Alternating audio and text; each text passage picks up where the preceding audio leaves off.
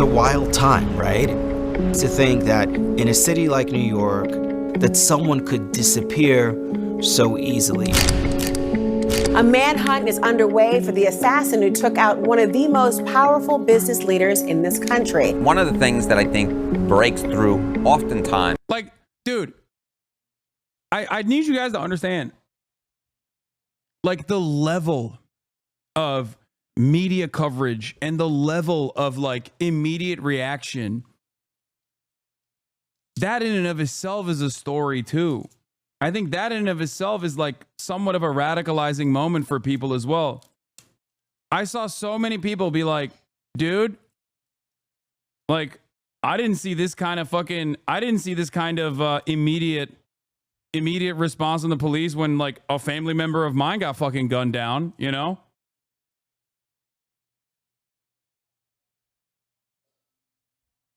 It's like, when a CEO dies, you gotta have the whole nation on alert, you know? America is a nation that has been inflicted with gun violence. Thousands of people every year die to mass shootings. And we have no solutions for that and no protection for that. And yet when a fucking CEO gets clapped in broad daylight, it's like society's collapsing. We have to do something. When your kids go to school and you worry about them possibly getting fucking gunned down, there's no solutions to that problem, you know? Nothing we can do about it. Sorry. What did J.D. Vance say? Mass shootings are a part of daily existence, whether we like it or not. It is what it is, guys. But goddamn, this is like if a serf killed a feudal lord. The response is almost the exact same. Yep. Yeah, best I can do is door control.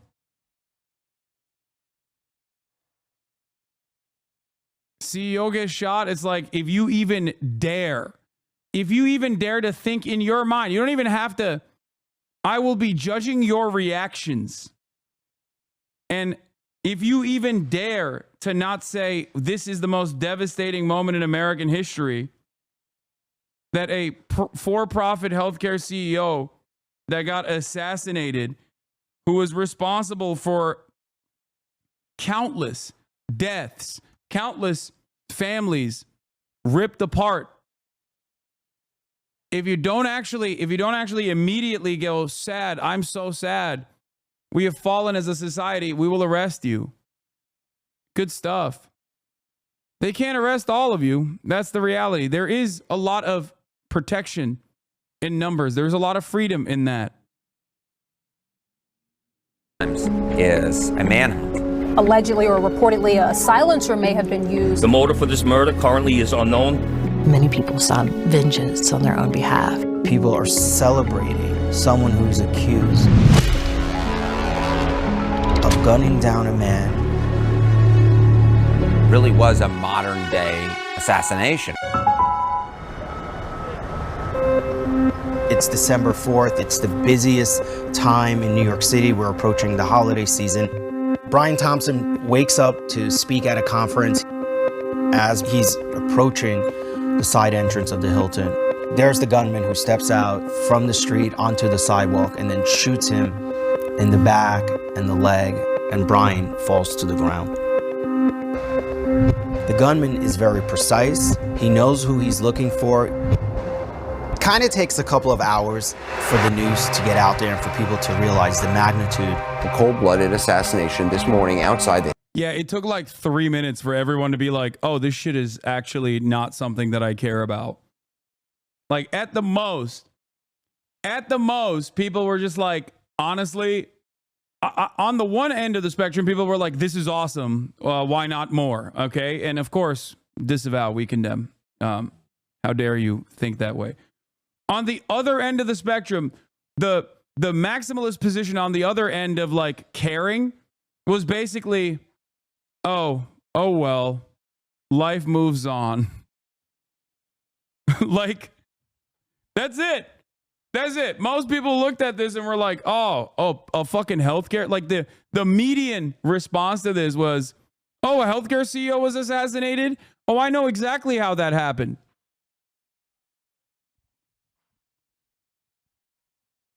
That was the average person.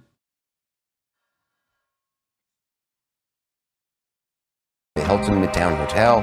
United Healthcare CEO Brian Thompson shot in cold blood this morning. That happened in one of the busiest places on earth. And that is just crazy. You can start to see the interest just grow. Who did this and why? If he was truly targeted, I think somebody probably made a lot of money, and that's really terrible. It's so scary. It's to think that the shooter is still out there. Police launch a massive... Yeah, so scary. Don't worry, my lady. Your Scottish ass is fine. I don't think he's coming after you. I like that they couldn't find like a bunch of New Yorkers to be like, oh, I'm so devastated by this. They found a fucking random Scottish tourist. Manhunt.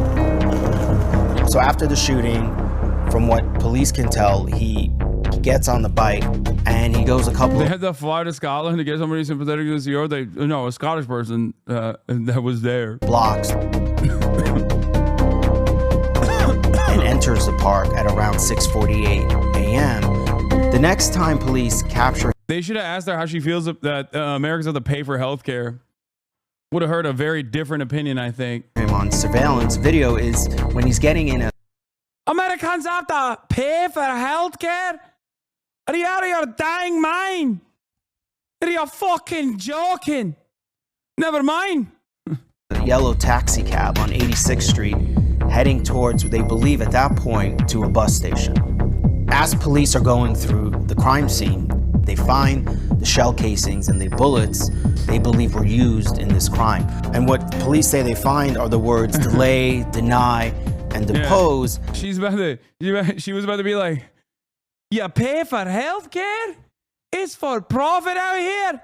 They should kill that guy. Whoever made it that way deserves the death penalty.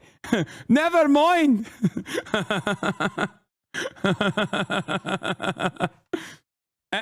Kaya, please.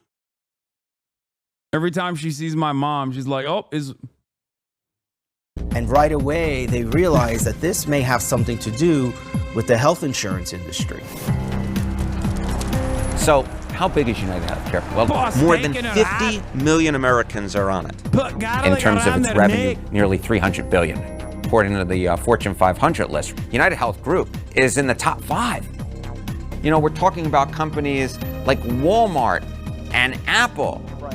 There's this corporate video of Brian Thompson speaking about all the great things his company is doing to help people get health care. Our mission and values are focused on helping people live healthier lives and making the health system work better for everyone.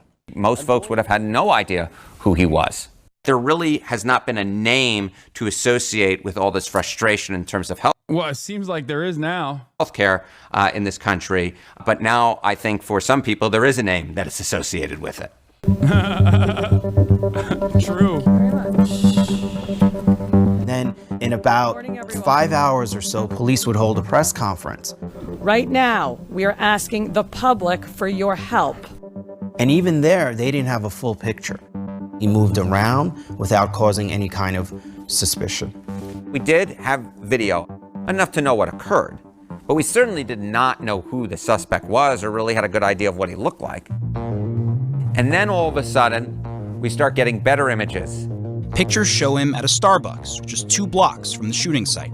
Part of the reason why Americans stayed tuned in was because there always seemed to be some new development happening. First, we were able to get a look at his face with the mask on, then with his mask off. New images of what the NYPD is calling a person of interest. This could be a major break in the case. The moment that photos started coming out about him, it started taking a turn. Because a lot of people find him really attractive. Yeah. Do you think that's why so many people are supporting him? Honestly, yeah. It's the halo People fucking effect. People say this, but like, dude, they didn't know what his face looked like and they were supportive of him. Like, what do you mean? People were supportive of him before they knew what his actual transparent motive was. People were supportive of him before they saw his face. People saw a healthcare CEO being gunned down in broad daylight and were like, that's awesome. Okay. And sure, him being white, him being attractive, him coming from like a good family, a wealthy family, like all of that actually plays a role in this for sure. But I don't think people gave a fuck about the way he looked when they were figuring out what the motive was. They literally figured out the motive before we knew the motive. One must examine why.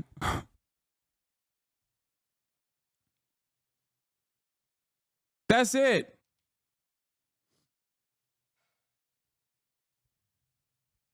That's it. Not us, though. We cried. Exactly. Thank you for saying that. We cried immediately. I cried. I crowed. We creed. I think a lot of this is just like done to infantilize the people and to reframe the public sentiment as like one born out of horniness and not one that is like, a valid concern that people have, a valid resentment that people feel. Yeah, I cried, you cried, we crowed. We crowed! Like manifesting in real society.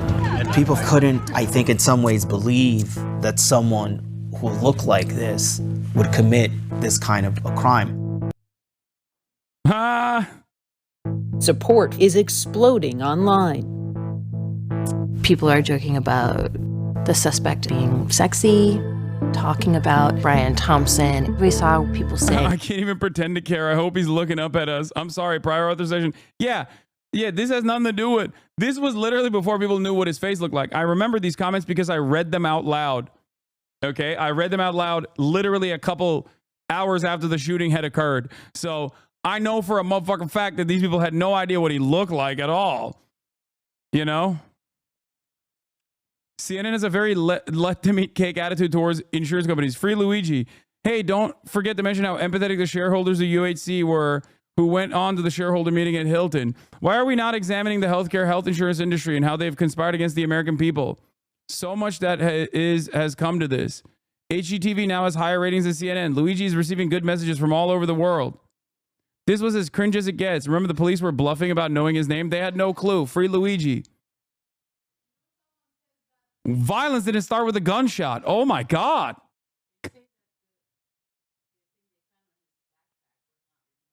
Yeah, I know. My mom has seen the conspiracies and is saying, they're saying that the thing that they found in his backpack was not his.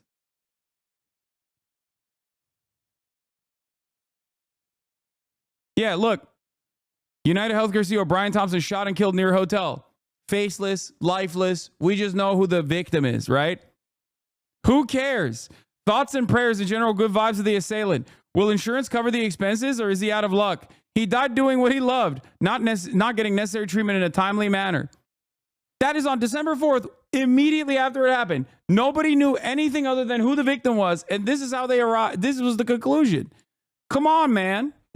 sorry you didn't get prior authorization for my thoughts and prayers. Everybody gets sick. Everyone has to go to the doctor.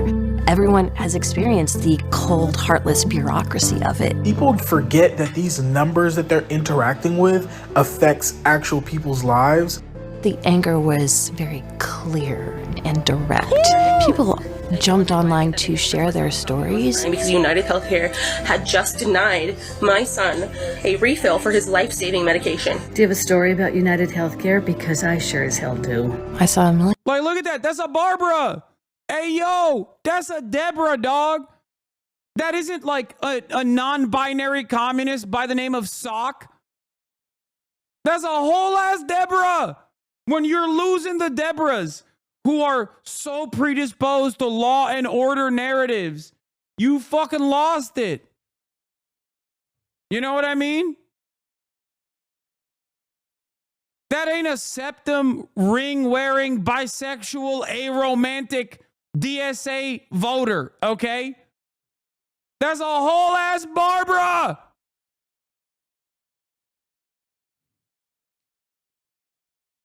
That's why you can't put the toothpaste back in the tube. You can't just like look at all these people who are like, yeah, this shit sucks.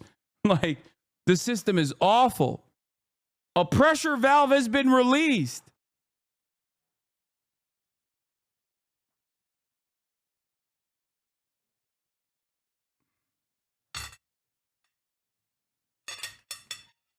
Luigi got the Barbussy quaking. Okay.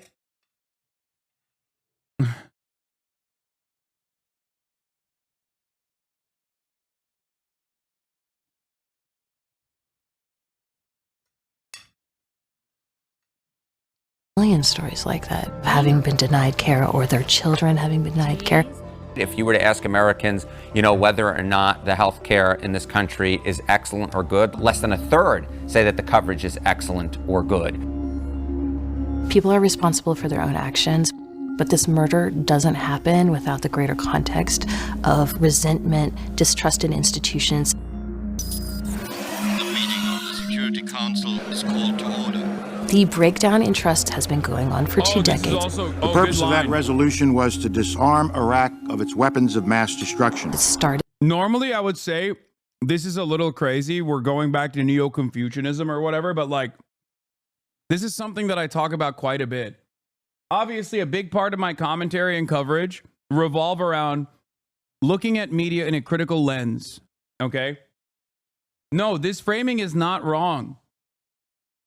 Elle is pretty goated. I really like her coverage on CNN. I think she does a great job. But I think this is worthy of analysis. 9/11 or a post 9/11 America and the lies that the American media went along with in terms of justifying the illegal war on Iraq, the illegal occupation of Iraq, was a pivotal moment for a lot of people where they saw trillions of dollars of waste. They saw death and destruction. They saw how much these otherwise credible institutions that are supposed to always be on the pursuit of truth, that maintain some level of dignity, were completely playing ball with our government. And as time goes on, and as conditions worsened overall, as income inequality got worse and worse, the distrust only grew. And now we are living in the ashes of that. When you see so much disinformation online run rampant, when you see people who simply make money off of saying the media sucks and is lying to you, and then redirect your attention at like random nonsensical bullshit in an effort to divide Americans, remember, this was one of the first instances that radicalized a lot of people against mainstream narratives.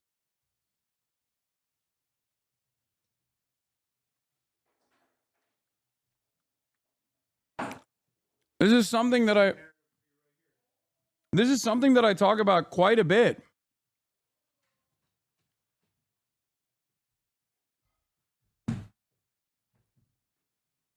People just fucking straight up hate mainstream media in general. Some of that hate is unwarranted. It comes out in times of instability and chaos, in times of repression, whether real or imagined, like COVID, for example.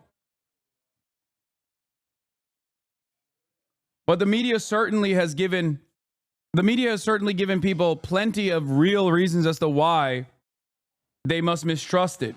And I say this as someone who relies on mainstream media. I say it as someone who hopes that one day the many wonderful journalists who's reporting the truth in an accurate manner will be rewarded for it rather than get vilified for it. I say this as someone who understands the necessity of mainstream media. It is very, very frustrating that there is no consensus. Like, it's very frustrating that there is no real, unifying, trustworthy, credible journalistic outlet out there that people can rely on. And that its agenda causes people to fucking hate it. And that creates instability and chaos. With the Iraq War, there were no weapons of mass destruction. It worsened with the financial crisis and the bailout of the banks. Well, normal people lost their homes. It was like the emperor has no clothes. It's when they realized that the institutions did not have the answers that they thought they would. It leads to frustration, and more than that, it leads to hopelessness. And when you have hopelessness, actions that cannot be tolerated, at least in some corners of the country, are tolerated. The viewpoints towards the healthcare industry are so negative in this country that folks were willing to look past the fact that a father and a husband was shot dead. The people in these higher positions, like CEOs, they need to look at the cost of living and the cost of their products, and they need to do better. Good, how are you doing? What a way to start. Right? I'm sitting interviewing the police commissioner and the chief of detectives. You believe he's no longer We here. said we have reason to believe he's no longer in New York And City. that, I assume, is based on video of... We have video of him entering the Port Authority bus terminal. We don't have any video of him exiting, so we believe he may have gotten. No one knew where he was for a whole weekend, but police were still working. They were getting hundreds and hundreds of tips, reviewing hundreds and hundreds of hours of footage. On Monday, December 9th at 9:14 a.m., police finally get their big break. The suspect is seen sitting in McDonald's eating a hash brown, and an employee of the McDonald's calls 911. At 9:58 a.m. in Altoona, Pennsylvania, the police there take him into custody. And there they discover that he has fake IDs, a gun in his bag. This gun is really interesting because it's a ghost gun. You can't trace a ghost gun because it's done, in many cases, through 3D printing. This is a guy who literally was able to print his gun. But also in the bag, they find his passport. And that is where they learn his real name, Luigi Mangione. That night, the Manhattan DA's office files charges against him for murder in the second degree, criminal possession of a weapon, and then also a forgery charge. If they have charged the right guy, Mangione's story is quite surprising. He's not some poor guy from a broken family. He has relatives who are wealthy and a big part of the community. He went to an expensive private school for high school where he was valedictorian. Sending us to Gelman was far from a small financial investment. He went to the University of Pennsylvania, an Ivy League school. He got a master's degree in computer science. He eventually ended up in Hawaii in a surf commune. He had a lot of friends. He seemingly has everything going right for him. He had so much opportunity, from wealth to education. How did he develop these feelings to the point where he decided to wake up one morning, plan all of this out? Something changes in his life. On Reddit, his purported profile is many, many comments about his extreme back pain and the lengths he's gone to try to get treatment. There's also reports from friends that he kind of fell off the face of the earth for 6 months. There's some reports that he got really into psychedelics. I think it's very telling that his manifesto is very, very short. He says he acted alone, that the US has by far the most expensive healthcare system in the world, and that he's the only one who's able to grapple with this fact with brutal honesty. The manifesto, in many ways, speaks of kind of a martyr. On Tuesday, December 10th, he has a court appearance to be extradited back to New York City to face that murder charge. The sheriff's office is transporting him to the court, and as they arrive, Luigi Mangione sees cameras there, and it's very apparent he has something to say. And clearly out of touch and insult the intelligence of the American people. And then you see the sheriff's office struggling with him and pushing him into the courthouse. So the next steps here really are the extradition hearing. He is going to have to face those murder charges. He will get indicted, and then we're going to have court proceedings.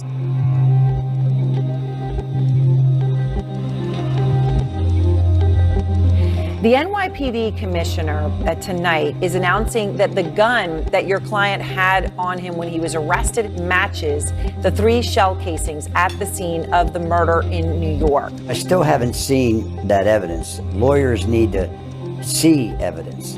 I saw someone tweet about jury nullification, that this would be like OJ. I wouldn't be surprised if it all ends with a hung jury, but who knows?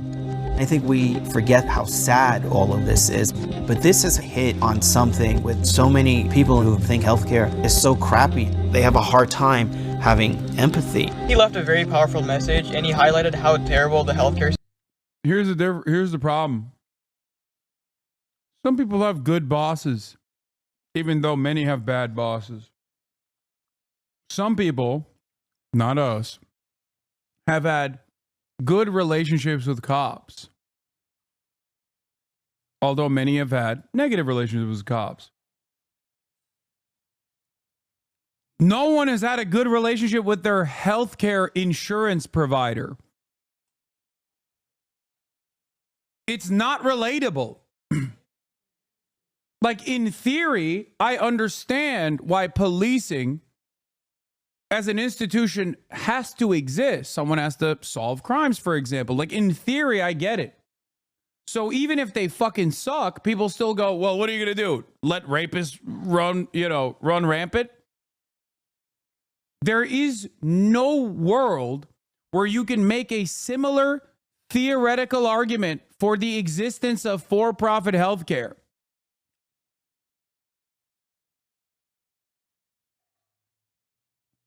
Do you understand? Huh? Oh, I don't have it. It's not here. Okay, then.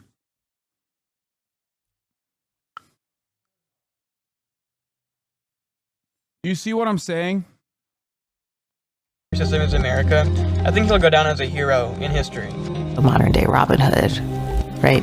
The idea is that this guy is fighting for us before we knew anything about him, even before we knew his name. It's sad in many ways, but it's really, really interesting of where we are right now as a country.